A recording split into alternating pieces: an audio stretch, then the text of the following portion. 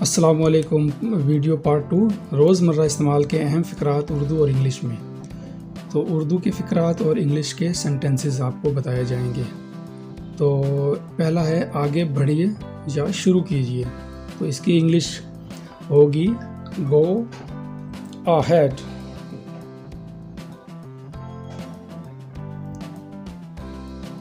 اگلا اردو میں جو فقرہ ہے یہ لو، تو اس کی انگلش جو ہوگی وہ ہوگی ٹیک اٹ۔ اگلا اردو کے فقرات میں شامل ہے اوپر جاؤ۔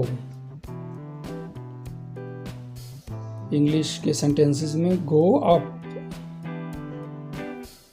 آگے ہیں سیدھے جاؤ، گو اسٹریٹ۔ اور آخر میں ہے مجھے اجازت دو، تو اس کی انگلش ہوگی الاؤ می۔ تو پیارے دوستو، یہ تھی آج کی ویڈیو۔ ایسی ویڈیو دیکھنے کے لیے ہمارے چینل کو لازمی سبسکرائب کر دیا کریں۔ پارٹ 3 لے کر جلد حاضر ہوں گا۔ اپنا بہت خیال رکھیں۔ اللہ حافظ۔